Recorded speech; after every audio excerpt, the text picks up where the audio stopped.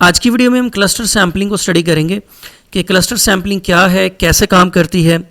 फिर cluster sampling की different types को स्टडी करेंगे, when to use cluster sampling, और फिर क्लस्टर सैम्पलिंग के एडवांटेजेस और डिसएडवांटेजेस को भी स्टडी करेंगे।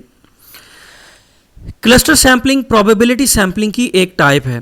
Probability sampling means that every member of the population has equal chance of being selected for sample, कि आपकी जो भी पॉपुलेशन अंडर स्टडी है और पॉपुलेशन के जितने भी मेंबर हैं सबका इक्वल चांस होता है कि वो सैंपल के लिए सिलेक्ट हो जाए।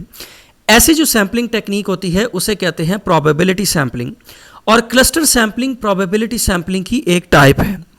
क्लस्टर सैम्पलिंग को एरिया सैम्पलिंग का भी नाम देते हैं। क्लस्टर सैम्पलिंग के अंदर बेसिकली एक 2 स्टेप प्रोसेस होता है जिसके थ्रू हम क्लस्टर सैम्पलिंग करते हैं। फर्स्ट स्टेप के अंदर क्या करते हैं कि जो हमारी इंटायर पॉपुलेशन है, जो भी पॉपुलेशन अंडर स्टडी है, उसको हम डिवाइड कर देते हैं डिफरेंट स्मॉल ग्रुप्स के अंदर। ऐसे ग्रुप्स को कहते हैं क्लस्टर्स। मतलब जो भी हमारी इंटायर पॉपुलेशन है उसको हम स्मॉल रिकॉग्नाइजेबल ग्रुप्स में डिवाइड करते हैं और इन ग्रुप्स को कहते हैं क्लस्टर्स। इसी वजह से ऐसी सैम्पलिंग टेक्निक को नाम देते हैं क्लस्टर सैम्पलिंग। जब हमारी पॉपुलेशन क्लस्टर्स के अंदर डिवाइड हो जाती है तो फिर हम क्या करते हैं सेकंड स्टेप के अंदर, then clusters are selected on random basis and all the members of that clusters are included in the sample. First step के अंदर क्या हुआ कि हमने अपनी एंटायर पॉपुलेशन को डिफरेंट क्लस्टर्स के अंदर डिवाइड कर दिया। फिर जब एक पॉपुलेशन नंबर ऑफ क्लस्टर्स में डिवाइड हो जाती है तो फिर क्लस्टर्स को हम रैंडमली सिलेक्ट करते हैं एज अ सैंपल, और जो क्लस्टर होता है ना वो as a single unit included होता है सैंपल के अंदर। मतलब क्लस्टर्स के जितने भी मेंबर्स होंगे वो सारे के सारे इंक्लूडेड होते हैं सैंपल के अंदर। फर्स्ट स्टेप में क्या हुआ कि हमने अपनी पॉपुलेशन को डिफरेंट ग्रुप्स में डिवाइड कर दिया जिसे कहते हैं क्लस्टर्स।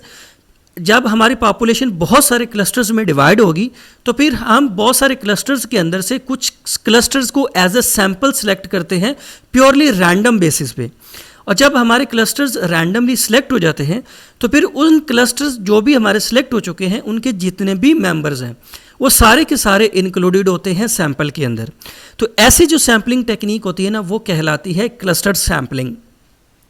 अच्छा, जब भी हमने पॉपुलेशन को क्लस्टर्स के अंदर डिवाइड करना है ना तो उसके लिए कुछ इंपॉर्टेंट पॉइंट्स होते हैं जिनको कंसिडर करना बहुत ज़रूरी होता है। First point is that cluster should be small. हम जितने भी क्लस्टर्स बनाएंगे, हम पॉपुलेशन को जब क्लस्टर्स में डिवाइड करते हैं तो जो क्लस्टर का साइज़ है ना उसको कम से कम होना चाहिए, as small as possible, and it should be consistent and in line with research objectives, कि आपके जो भी रिसर्च ऑब्जेक्टिव्स हैं ना उनके साथ इन लाइन होना चाहिए इन क्लस्टर्स को, और क्लस्टर्स को कंसिस्टेंट होना चाहिए। मतलब जो क्लस्टर्स हो ना वो एक ही जैसे हों, उनके अंदर कंसिस्टेंसी होनी चाहिए। सबसे पहला कि क्लस्टर का साइज़ छोटे से छोटा होना चाहिए, फिर क्लस्टर्स को कंसिस्टेंट होना चाहिए और उनको इन लाइन होना चाहिए जो भी आपके रिसर्च ऑब्जेक्टिव्स हैं या जिस मकसद के लिए आप स्टडी कर रहे हैं। Next point is the number of units in each cluster should be approximately same, कि अब एक क्लस्टर के जितने भी मेंबर्स हैं उनकी जो क्वांटिटी है ना वो सेम होनी चाहिए। फॉर एग्जांपल एक क्लस्टर के अंदर 10 मेंबर्स हैं तो जो दूसरा क्लस्टर बनेगा ना उसके अंदर 9, 10 और 11 तक हो सकते हैं। लेकिन ऐसा नहीं है कि अगर एक क्लस्टर के अंदर 10 मेंबर्स हैं तो दूसरे के अंदर 20 या 30 होंगे, तो ये कंसिस्टेंसी नहीं रहेगी, बल्कि क्लस्टर्स को इन लाइन होना चाहिए, उनके अंदर कंसिस्टेंसी होनी चाहिए और number of units approximately same होनी चाहिए जब भी हम पॉपुलेशन को क्लस्टर्स के अंदर डिवाइड करें। तो अब हम क्लस्टर सैम्पलिंग की डिफरेंट टाइप्स को स्टडी करते हैं। First type is single stage cluster sampling. अब सिंगल स्टेज क्लस्टर सैम्पलिंग कैसे काम करती है कि फॉर एग्जांपल ये हमारी इंटायर पॉपुलेशन है जिसको हम स्टडी करना चाहते हैं। तो फर्स्ट स्टेप के अंदर हम क्या करते हैं कि जो हमारी पॉपुलेशन होती है उसको हम डिफरेंट सब ग्रुप्स के अंदर डिवाइड कर देते हैं और इन ग्रुप्स को कहते हैं क्लस्टर्स। मतलब ये हमारी टोटल पॉपुलेशन थी, इसको हमने 7 क्लस्टर्स के अंदर डिवाइड कर दिया। अब फिर सेकेंड स्टेप के अंदर क्या करते हैं कि हम इन क्लस्टर्स में से कुछ क्लस्टर्स को एज अ सैंपल सेलेक्ट करते हैं प्योरली रैंडम बेसिस पे। सपोज इन 7 क्लस्टर्स के अंदर से हमने इस क्लस्टर को सिलेक्ट किया रैंडमली, ठीक है, फिर इस क्लस्टर को रैंडमली सिलेक्ट किया, इसके बाद फिर हमने इस क्लस्टर को रैंडमली सिलेक्ट किया। तो अब इस क्लस्टर के जितने भी मेंबर्स हैं वो सारे के सारे सैंपल में इंक्लूडेड होंगे। इसी तरह इस क्लस्टर के जितने भी मेंबर्स हैं वो भी सारे सैंपल में इंक्लूडेड होंगे और इस क्लस्टर के जितने भी मेंबर्स हैं वो सारे के सारे सैंपल में इंक्लूडेड होंगे। मतलब क्या हुआ कि हमने पॉपुलेशन को 7 क्लस्टर्स में डिवाइड किया था और फिर हमने 3 क्लस्टर्स को रैंडमली सिलेक्ट किया। इस ऐसी जो सैम्पलिंग टेक्निक होती है ना, इसे कहते हैं सिंगल स्टेज क्लस्टर सैम्पलिंग। अब हम इसके सेकंड टाइप को स्टडी करते हैं, वो है double stage cluster sampling. Double stage cluster sampling अंदर हम क्या करते हैं कि फर्स्ट स्टेप के अंदर तो सिमिलर काम होता है कि हम अपनी पॉपुलेशन को डिफरेंट क्लस्टर्स के अंदर डिवाइड कर देते हैं। सपोज ये हमारी पॉपुलेशन थी, इससे हमने 7 डिफरेंट क्लस्टर्स बना दिए, ठीक है। अब 7 डिफरेंट क्लस्टर्स बना दिए ना, तो अगले स्टेप में हम ये करेंगे कि हम कुछ क्लस्टर्स को रैंडमली सिलेक्ट करेंगे अपने सैंपल के लिए। सपोज हमने इस क्लस्टर को सिलेक्ट कर लिया, फिर इस क्लस्टर को सिलेक्ट कर लिया और फिर इस क्लस्टर को सिलेक्ट कर लिया। ये 3 क्लस्टर हमारे रैंडमली सिलेक्ट हो गए। अब डबल स्टेज सैम्पलिंग के अंदर हम क्या करते हैं कि हर एक क्लस्टर के अंदर से फिर हम डिफरेंट रिस्पॉन्डेंट्स को रैंडमली सिलेक्ट करते हैं। सपोज इसके अंदर से हमने 3 रिस्पॉन्डेंट को सिलेक्ट किया है, ठीक है, और इसके अंदर से भी फिर हमने 3 रिस्पॉन्डेंट्स को सिलेक्ट किया है और इसके अंदर से भी हमने 3 रिस्पॉन्डेंट को सिलेक्ट किया है। तो ये जो सैम्पलिंग टेक्निक होती है ना, ये कहलाती है डबल स्टेज। सिंगल स्टेज के अंदर हम एक पूरा क्लस्टर सेलेक्ट करते हैं, जबकि डबल स्टेज के अंदर हम क्या करते हैं कि जब हम एक क्लस्टर को सिलेक्ट कर लेते हैं तो फिर उस क्लस्टर के अंदर जितने मेंबर्स हैं वहाँ से भी हम सैंपल्स को रैंडमली ड्रॉ करते हैं। उस क्लस्टर के जितने भी मेंबर्स हैं वो सारे के सारे इंक्लूडेड नहीं होते सैंपल के अंदर, बल्कि उसमें से हम कुछ रिस्पॉन्डेंट्स को रैंडमली सिलेक्ट करते हैं। ये जो सैम्पलिंग टेक्निक होती है इसे कहते हैं डबल स्टेज क्लस्टर सैम्पलिंग। अब हम स्टडी करते हैं कि क्लस्टर सैम्पलिंग को कब कब यूज़ किया जाना चाहिए, when to use cluster sampling. This technique is used when the population is large and geographically dispersed. Cluster sampling technique वहाँ पे यूज़ की जाती है जहाँ पे आपकी पॉपुलेशन बहुत बड़ी होती है, पॉपुलेशन लार्ज है और जियोग्राफिकली डिस्पर्स्ड है।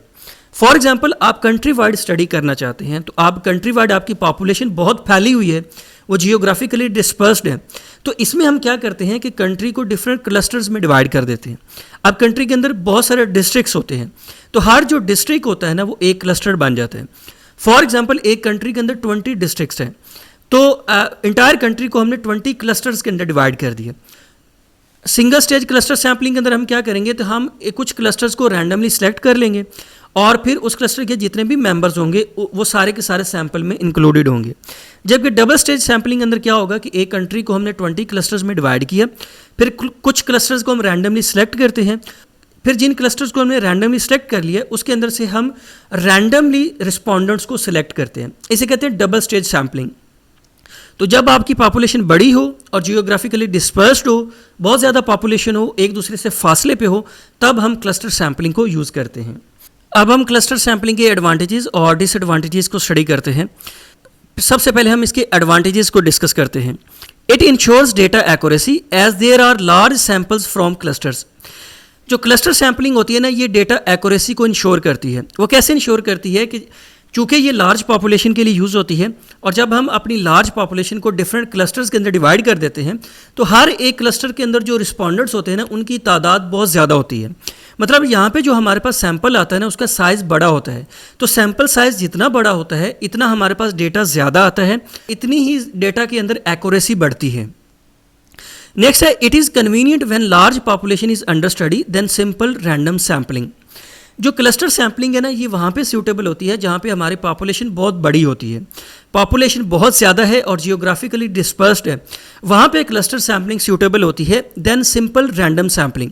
सिंपल रैंडम सैम्पलिंग वहाँ पे सूटेबल नहीं होती जहाँ पे हमारी पॉपुलेशन बहुत लार्ज होती है, पॉपुलेशन बड़ी होती है, तो वहाँ पे सिंपल रैंडम सैम्पलिंग को हम सिलेक्ट नहीं कर सकते, क्योंकि सिंपल रैंडम सैम्पलिंग का मतलब ये होगा कि आपके जो रिस्पॉन्डेंट्स होते हैं ना वो रैंडमली सिलेक्ट हुए हैं। फॉर एग्जांपल एक रिस्पॉन्डेंट एक सिटी के अंदर है, दूसरा रिस्पॉन्डेंट किसी दूसरे सिटी के अंदर है, तो यहाँ पे क्या होगा कि आपकी ट्रैवलिंग कॉस्ट बहुत बढ़ जाएगी, आपका टाइम भी ज़्यादा लगेगा, आपको ज़्यादा रिसोर्सेज चाहिए होंगे। तो इसलिए सिंपल रैंडम सैम्पलिंग वहाँ पे सूटेबल नहीं होती जहाँ पे आपकी पॉपुलेशन लार्ज होती है, बल्कि वहाँ पे क्लस्टर सैम्पलिंग को यूज़ किया जाता है। It increases external validity of research. जो क्लस्टर सैम्पलिंग होती है ना, ये एक्सटर्नल वैलिडिटी को भी इंक्रीज करती है, because clusters are chosen randomly from large population. क्योंकि जो क्लस्टर्स होते हैं ना, एक जो लार्ज पॉपुलेशन है ना उसके अंदर रैंडमली सिलेक्ट किए जाते हैं, जिसकी वजह से जो रिसर्च होती है ना उसकी एक्सटर्नल वैलिडिटी भी बढ़ जाती है। अब हम क्लस्टर सैम्पलिंग के कुछ डिसएडवांटेजेस को स्टडी करते हैं। First one is It only works when there is easy to divide population into different subgroups or clusters. Cluster sampling वहाँ पे काम करती है जहाँ पे आपके लिए ईजी हो कि आप पॉपुलेशन को क्लस्टर्स में डिवाइड कर सकें. समटाइम्स ये प्रैक्टिकली पॉसिबल नहीं होता कि आप अपनी पॉपुलेशन को क्लस्टर्स में डिवाइड कर सकें. तो क्लस्टर सैम्पलिंग सिर्फ और सिर्फ वहाँ पे यूज़ की जाती है जहाँ पे आपके लिए कन्वीनियंट हो, आपके लिए ईजी हो और सूटेबल हो कि आप अपनी पॉपुलेशन को डिफरेंट क्लस्टर्स के अंदर ईजीली डिवाइड कर सकें. Next one is it is prone to sampling errors. Cluster sampling के अंदर सैम्पलिंग एरर्स के चांसेस भी बहुत ज़्यादा होते हैं. वो इस वजह से होते हैं कि if the clusters are formed based on personal opinion. जब हम क्लस्टर्स बनाते हैं ना, और अगर हमने क्लस्टर्स अपने पर्सनल ओपिनियन की बेस पे बनाए हैं, जब किसी भी जगह पे पर्सनल ओपिनियन आ जाता है, रिसर्चर की अपनी मर्जी आ जाती है ना, तो वहाँ पे पर्सनल बायस के चांसेस होते हैं और वहाँ पे सैम्पलिंग एरर के भी चांसेस होते हैं.